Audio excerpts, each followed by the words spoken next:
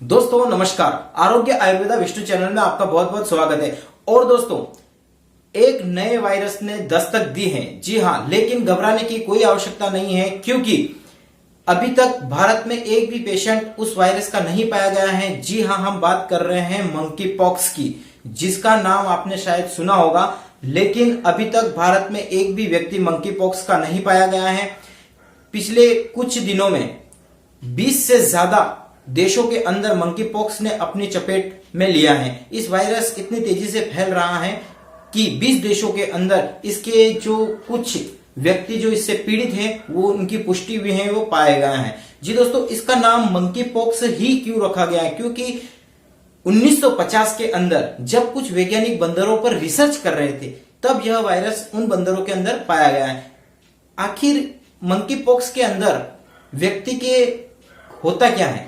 तो व्यक्ति को उस समय जो पीड़ित होता है, उसको हमेशा बुखार रहता है, बदन दर्द रहता है, सिर दर्द रहता है, मांसपेशियों में दर्द रहता है, और शरीर पर दाग धब्बे लग जाते हैं, रेशे पड़ जाते हैं, जिसे हम फोड़ा कहते हैं। फफूले जो हाथ पे, पैर पे, पूरे शरीर पर फफूले टाइप पड़ जाते हैं, और व्यक्ति की मृत्यु तक हो जाती है इस वायरस के अंदर। जी हां, लेकिन इसमें खुशी की बात यह है कि मृत्यु दर बहुत ही कम है।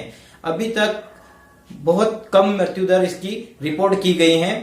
और दोस्तों, बचाव की अगर हम बात करें, मंकी पॉक्स में बचाव की अगर हम बात करें, तो जिन देशों में ये बीमारी फैल चुकी है, जो वायरस ने अपनी चपेट में लिया है लोगों को, तो जैसे कि अमेरिका है, यूके है, अफ्रीका, इन देशों में जो ये बीमारी फैल रही है, अगर वहां से कोई विदेश से जो व्यक्ति अगर भारत में आया है और अगर उसको बुखार है, तो उसे क्वारंटाइन रखने की जरूरत है। क्योंकि ये बीमारी वैसे रेयर केस में फैलती नहीं है। संक्रमण जैसे कि आपने देखा होगा कोरोना, जो कि खांसने से फैलता है, थूकने से फैलता है, किसी हाथ मिलाने से फैलता है, लेकिन ये बीमारी इतनी एक्टिव नहीं है, इतनी ज्यादा मतलब फैलती नहीं है।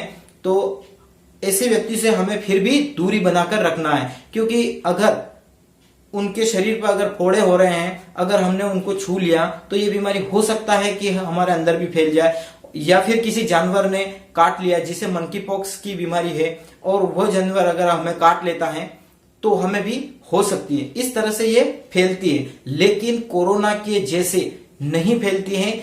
इससे ज्यादा डरने की कोई जरूरत नहीं है, क्योंकि भारत में अभी तक एक भी पेशेंट नहीं है। अगर हम बचाव की बात करें, तो इसकी वैक्सीन भी अवेलेबल है। अगर आप कहीं विदेश में जा रहे हैं, तो आप अपने डॉक्टर से सलाह लें और इसकी वैक्सीन अवश्य लगवाएं।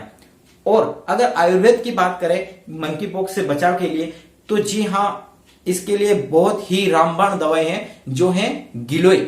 गिलोय के हमें छोटे छोटे टुकड़े करने हैं और उसको बारीक पीसना है मिक्सर में।